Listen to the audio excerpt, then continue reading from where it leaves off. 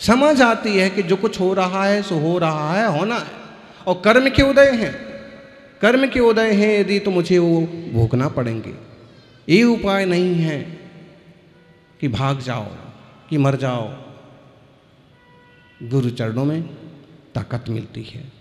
और दूसरी बात, या तो 100 किताबें लिखो या फिर ऐसा कुछ काम करो कि तुम्हारे ऊपर कोई 100 किताबें लिखे। अब माता जी ने 100 किताबें लिख दी हैं, विधान ही बहुत सारे हैं। हमको मालूम पड़ा कि कल्पद्रुम विधान भी है, और पहले हमें मालूम पड़ता ना, आज उसी के अर्घ चढ़ाए जा रहे होते। हाँ, अच्छा, फिर दूसरा, या फिर आप 100 किताबें लिखने जैसे आप पर लिखी जाएं वैसा कोई काम कर जाओ। बिरले लोग होते हैं कि जो ऐसा कर पाते हैं कि 100 किताबें लिखें। बिरले लोग होते हैं कि ऐसा कर पाएँ कि उन पर 100 किताबें लिखी जाएं। लेकिन उससे भी परम दुर्लभ वो लोग होते हैं कि 100 किताबें भी लिखें और उन पर भी 100 किताबें लिखने वाले लोग पैदा हो जाएं। जहाजपुर आपके सामने है, और हम साधुओं को एक बात कहना चाहते हैं, या इस तरह का नेतृत्व तो लेने की कोई सामर्थ्य रखते हैं कि अलग अलग से और एकदम नए तीर्थ अनावश्यक खड़े करने की ज़रूरत नहीं है।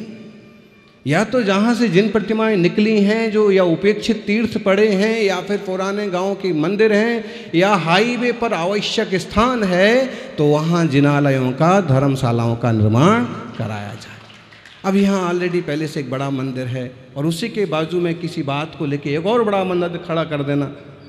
क्योंकि श्री जी का मंदिर खड़ा होना बुरी बात नहीं है, लेकिन आपकी जो शक्ति का यहाँ व्यय हो गया, ये सही जगह पर होता तो उसकी कीमत कई गुना हो जाती। असरोल में मंदिर बना, प्रतिष्ठा भी संभव है 27 से 2। देखा जाए तो उपयोगी स्थान है, विहार करने वाले मुनियों के काम जरूर आएगा। तो हमको आगे तक का सोचना चाहिए कि आप जो इन्वेस्ट कर रहे हैं, जो निर्माण कर रहे हैं, इनका उपयोग क्या हो पाएगा। या तो उसमें उस तीर्थ की गरिमा बढ़े, या फिर वो मुनि राजों के विहार के काम में आए, जनता के उपयोग में आए। अब यूँ अलग से कहीं से घोंसले बना दिए तो उसका तो कोई औचित्य समझ में नहीं आता। पर्पस हमें मालूम होना चाहिए कि हम ऐसा क्यों कर रहे हैं और इससे क्या क्या सिद्धि होगी। बिना सोचे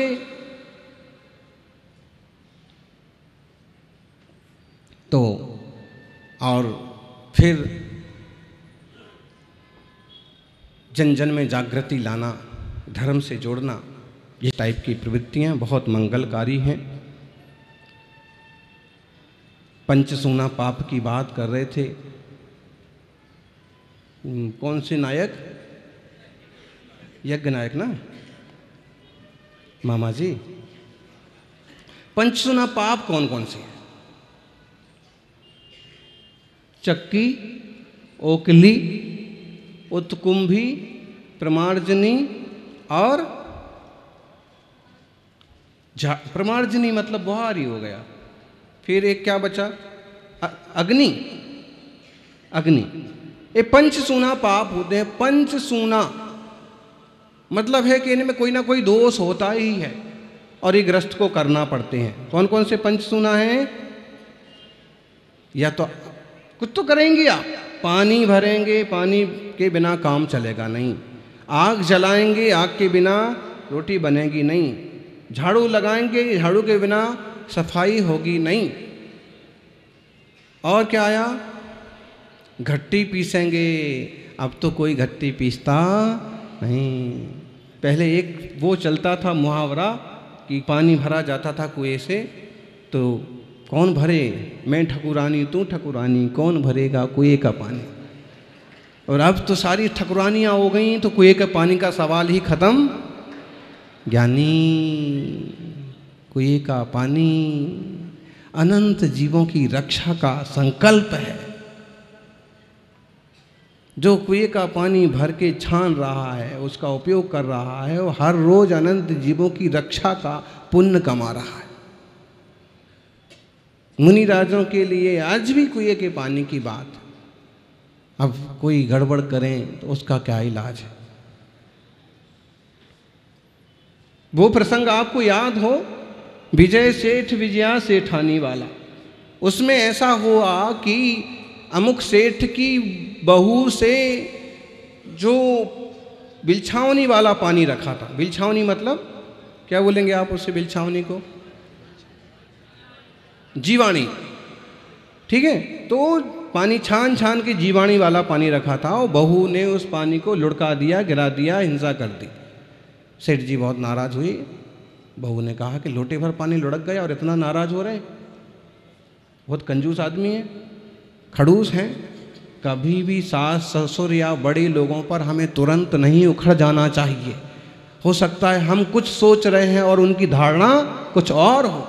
बहू सोच रही है कि लोटे भर पानी लुढ़क गया, और सेठ जी सोच रहे हैं कि ओहो अनंत जीव राशि का घात कर दिया बिटिया ने, क्या आश्रय बंद होगा, हमारे परिवार का क्या होगा।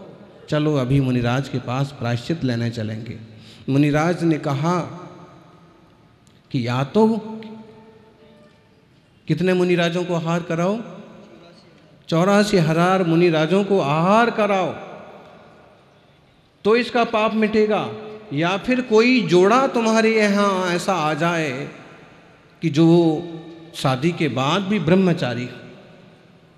कैसे मालूम पड़ेगा कि ब्रह्मचारी जोड़ा भोजन करके गया।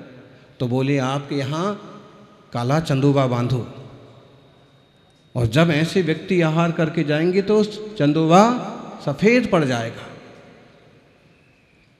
विजय सेठ विजया सेठानी जो मुनिराज के चरणों में पड़े थे, आरिका माता जी से जिसने शिक्षा ली थी, उनने संकल्प ले लिया था अंत में पढ़ाई के बाद कि हम शुक्ल पक्ष का ब्रह्मचर्य पालेंगे। दूसरे ने ले लिया था कृष्ण पक्ष का पालेंगे। योग संयोग से दोनों धर्मात्माओं का विवाह हो गया, और जब मालूम पड़ी बात तो दोनों ने ये संकल्प कर लिया कि अब व्रत है तो व्रत तो रहेगा ही रहेगा। मनाया भी, विजया ने मनाया भी कि देखो आप पुरुष हैं और आप दूसरा विवाह भी कर सकते हैं, समाज में ऐसा चलता है। उन्होंने कहा ना, स्त्री होकर के तू व्रत पाल सकती है 15 दिन का ब्रह्मचर्य कृष्ण पक्ष का, तो 15 दिन का शुक्ल पक्ष का ब्रह्मचर्य मैं क्यों नहीं पाल सकती।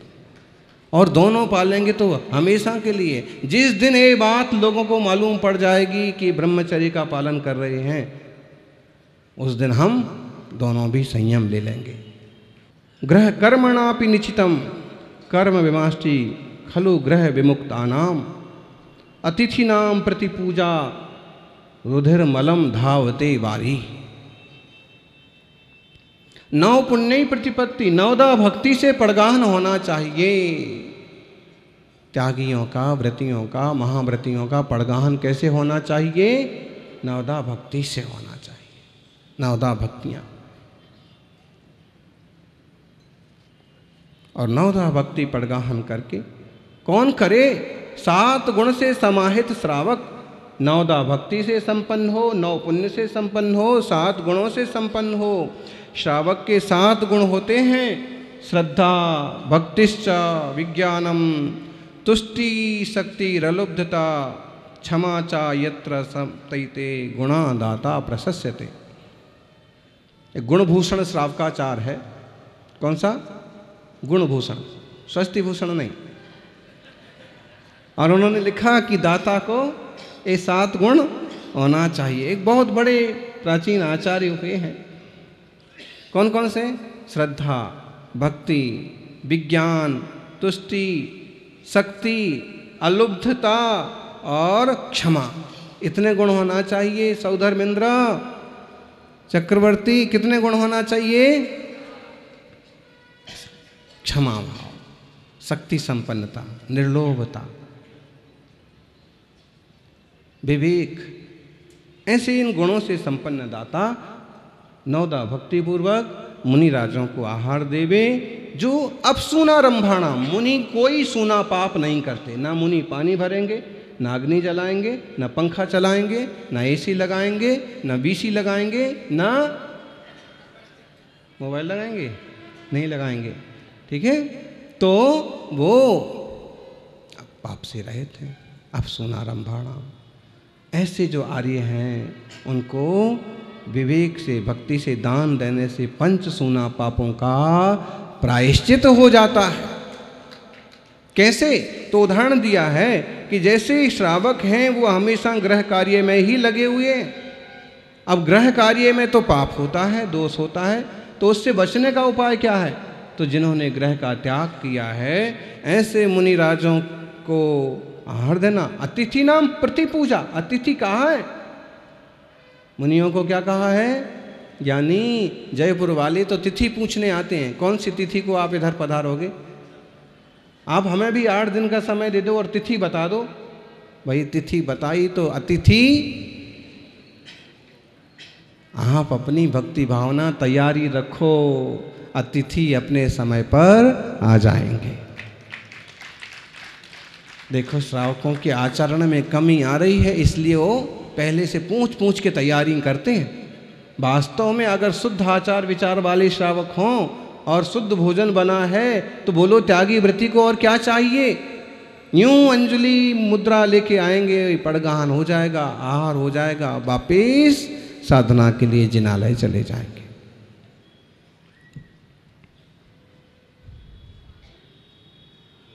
ना आहार के पहले कुछ चाहिए और ना आहार के बाद कुछ चाहिए। सूरत में थे तो श्रावकों ने कि आज आचार्य श्री का आहार हुआ है तो अमुक परिवार, बोलो भाई क्या दान करोगे? हमने फिर कहा है कि देखिए आहार के बाद अनिवार्य नहीं है कि कोई दान बोले, बस वो मुनियों का पड़गाहन करे, आहार दान कर लिया, ये सबसे बड़ा दान कर लिया। इसके बाद उसकी जैसी इच्छा हो, शक्ति हो, चाहे तो रतन लुटाए, चाहे तो हीरे मोती लुटाए, और चाहे तो 2 और व्रतियों को ले जाके अपने घर आहार कराए, ना कराए। तो ऐसा मंगलमय आहार दान ऐसा है कि जैसे खून के दग्गे, खून के धब्बे, चोट लग जाए, कहीं खून निकल आए तो खून के धब्बे लग जाते हैं और धुलते नहीं हैं। खून से खून नहीं धुलता है, खून के धब्बे धुलते हैं पानी से। ऐसे गृहस्थी के पाप धुलते हैं मुनिराजों की भक्ति से, आहार दान से। आहार दान को सबसे बड़ा दान कहा है। अपन इस मंगलमय दान को जाने और जो नवदा भक्ति है उसको गंभीरता से समझें। लोग नवदा भक्ति में कटौती करने लगे। अहो ज्ञानी, पद्धतियाँ समझो और प्राचीन पद्धतियों के हिसाब से चलने में तकलीफ क्या है? भाई पहले जो ज्ञानी पुरुष हुए हैं वो भी तो विवेक संपन्न थे, शास्त्रकर्ता थे। इसलिए मीन मेख करने की बजाय मुनिराजों की नव पुण्य प्रतिपत्ति सत्वगुण समाहितेन शुद्धेन अपसूनारंभाणाम, जो अपसूना 5 अपसूना पाप से रहित हैं उन सबों की यथा युग रीति से, नीति से नवदा भक्ति होना चाहिए। यानी कहने लगे हम उनकी नवदा भक्ति नहीं करेंगे, हमें तो नियम दिला दिया है। क्यों भाई? ऐसे नियम होते हैं कि नवदा भक्ति नहीं करना, पूजा नहीं करना, ऐसे नियम होते हैं। श्री जी का अभिषेक नहीं करना, ऐसे नियम होते हैं। फिर ऐसे नियम देने वाले और लेने वाले कितने ज्ञानी हैं, आप खुद विचार कर लीजिए। जिनवाणी तो ये कह रही है अपसूनारंभाणाम आर्याणाम इच्छिते दानम, उन्हें दान दीजिए। तो जैसे खून धुल जाता है पानी से, पाप धुल जाता है जिनवाणी से। जिनवाणी के अनुसार चलेंगे तो अपना कल्याण होगा, उत्थान होगा, उद्धार होगा, विकास होगा।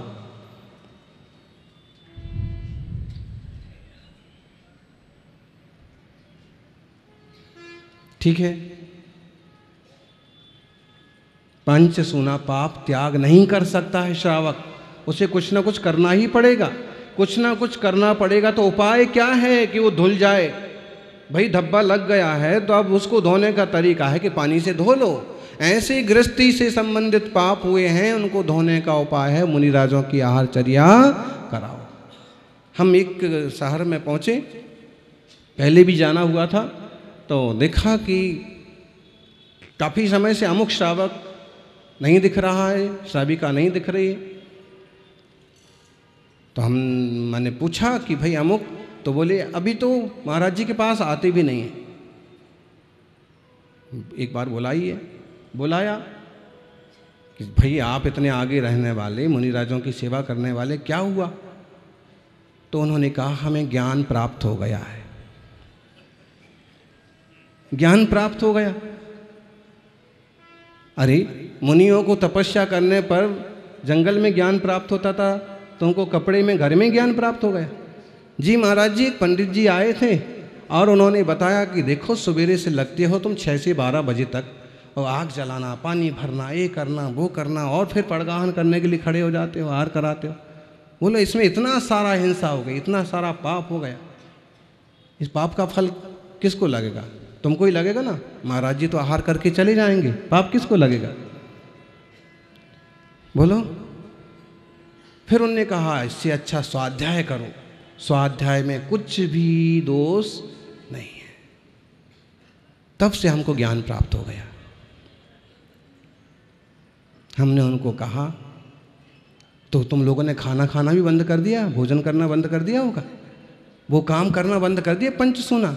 नहीं, वो तो सब करना पड़ते हैं, बच्चों का टिफिन तैयार करना है, पति को भोजन, तो सब करना। तो हमने कहा उनको कि देखो विचार करो, स्वाध्याय अपने जगह तप है, लेकिन गृहस्थी संबंधी पाप को धोने के लिए जब आप चौके की तैयारी में होते हैं, मुनिराजों की पड़गान की तैयारी में होते हैं, तब आपका भोगों का, विषयों का, वासनाओं का ख्याल नहीं होता है। तब एक ही ख्याल होता है कि मोक्ष मार्गी तपस्वी के हाथ में आहार दान करेंगे, फिर जो रहेगा उसमें से हमारा परिवार भोजन करेगा, आहार दे करके ही हम भोजन करेंगे। ऐसे प्रशस्त शुभ धर्म ज्ञान रूप परिणाम होने से आपको पाप नहीं लगता है, पुण्य ही पुण्य लगता है। शुरुआत कैसे कर रहे हैं आप? नहा भी रहे हैं तो बस जल्दी करना है और नहा करके मंदिर जाना है और आगे तैयारी करना है।